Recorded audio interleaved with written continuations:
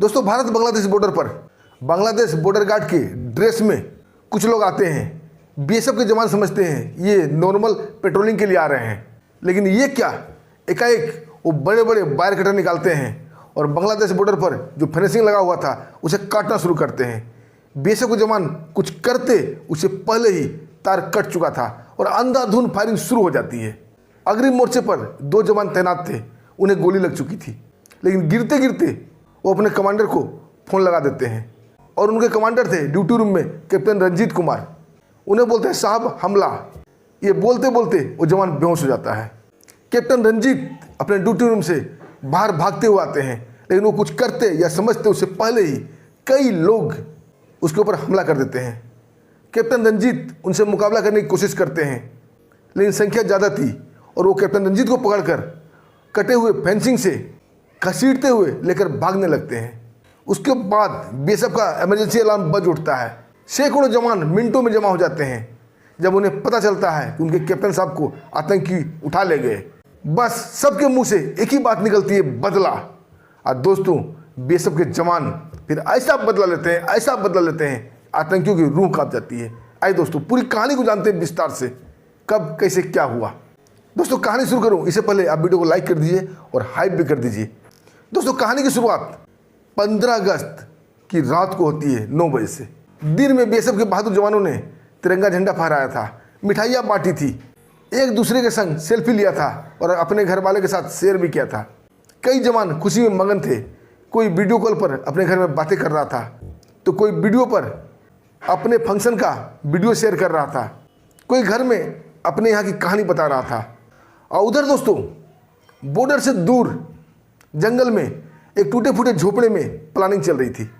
15 अगस्त से 2 दिन पहले उनकी प्लानिंग ये थी कि 15 अगस्त की रात को जब ये भारतीय फौज आज़ादी का जश्न मनाकर थक चुके होंगे, तो हम डायरेक्ट हमला करेंगे। और हमला आतंकी के रूप में नहीं, बल्कि बांग्लादेश की आर्मी के वर्दी में करेंगे।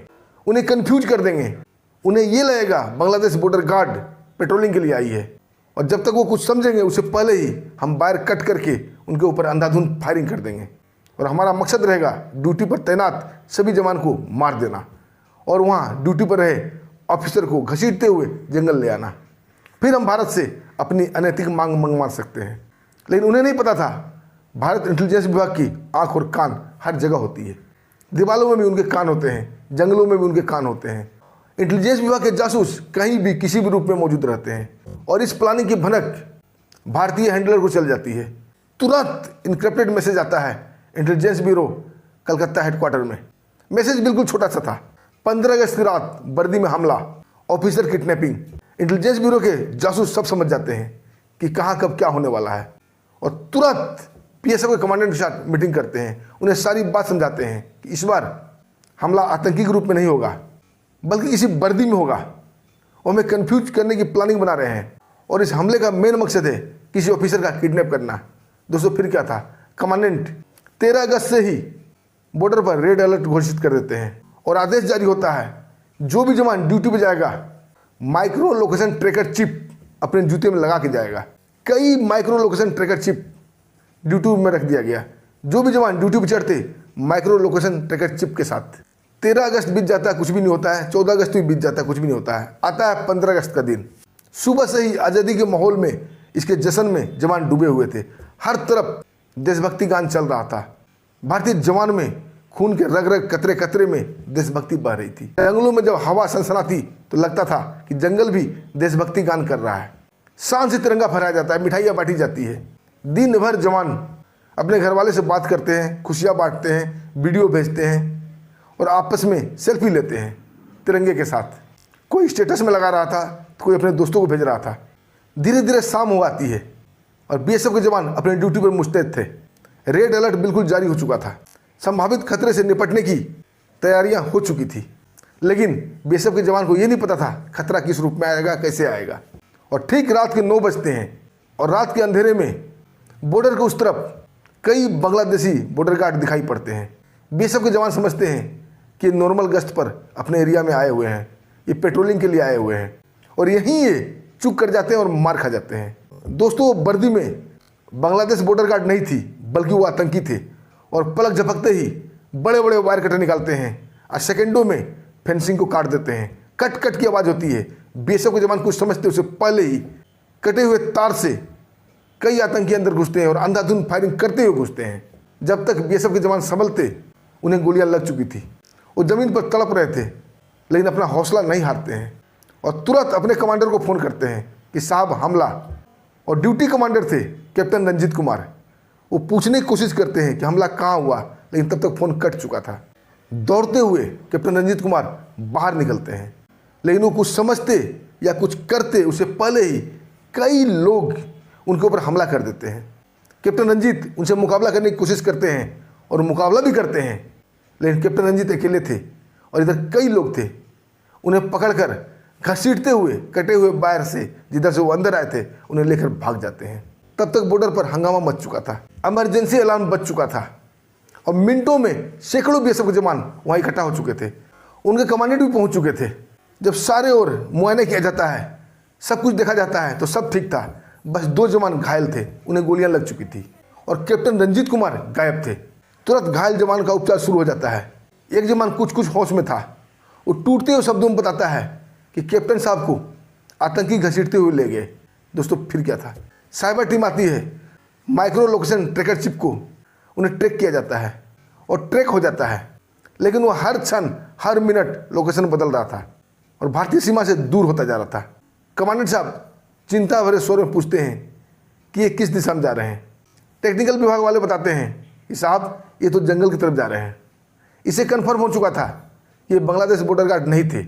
अगर बांग्लादेश बॉर्डर गार्ड होते तो अपने कैंप की तरफ जाते, लेकिन ये जंगल की तरफ जा रहे थे। इसका मतलब ये आतंकी थे।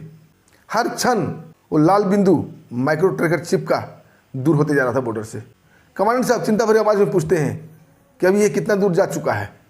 टेक्निकल टीम बताती है कि साहब लगभग 2 किलोमीटर दूर ये जंगल की तरफ जा चुके हैं, लेकिन दिशा वो क्लियर दिखा रहा था किस ओर जा रहे हैं। कमांडेंट साहब अपने जवानों से पूछते हैं अब क्या किया जाए। सभी जवान एक सुर में बोलते हैं बदला। हमें बदला लेना है और आतंकी को ऐसी सजा देना है कि सपने में भी ऐसी गुस्ताखी करने की हिम्मत ना करे। कमांडेंट साहब पूछते हैं कौन जाएगा। तभी उनके बगल में खड़े मेजर विकास यादव बोलते हैं जोश भरे शब्दों में, साहब मैं जाऊंगा, मैं पूरी टीम को कमांड करूंगा। कमांडेंट साहब बोलते हैं तुम्हें कितने लोग चाहिए। मेजर विकास यादव बोलते हैं आपका जो आदेश होगा आप जितने दे दो। इधर सारे जवान एक स्वर में चिल्लाने लगते हैं कि मैं जाऊंगा, मैं जाऊंगा, मैं जाऊंगा। ये जोश और उत्साह देकर कमांडेंट साहब अंदर अंदर काफ़ी खुश होते हैं और 20 जवान को चुना जाता है। अब मेजर विकास यादव और भारत के 20 बहादुर जवान उनके साथ निकल पड़ते हैं और उनके साथ एक टेक्निकल विभाग से भी आदमी था जो बार बार उनका लोकेशन को ट्रैक करते चल रहा था। और 20 जवान मेजर विकास यादव के साथ लगभग दौड़ते हुए टेक्निकल टीम के साथ जो दिशा में वो बता रहे थे उस दिशा में जा रहे थे। लगभग बॉर्डर से 4 किलोमीटर दूर जाने के बाद अब कैप्टन रंजीत का लोकेशन अस्थिर दिखाने लगा। टेक्निकल टीम वाले बोलते हैं कि लगता है आतंकियों का अड्डा कहीं यही नज़दीक है। अब लोकेशन अस्थिर हो चुका है। मेजर विकास यादव अब राहत की सांस लेते हैं और अपनी टीम के साथ उस लोकेशन की ओर बढ़ने लगते हैं। दोस्तों लगभग अपनी सीमा से 4 किलोमीटर दूर जाने के बाद जंगल में एक टूटा फूटा बड़ा सा झोपड़ीनुमा कुछ बना हुआ था। शायद उसके नीचे बंकर बना हुआ था।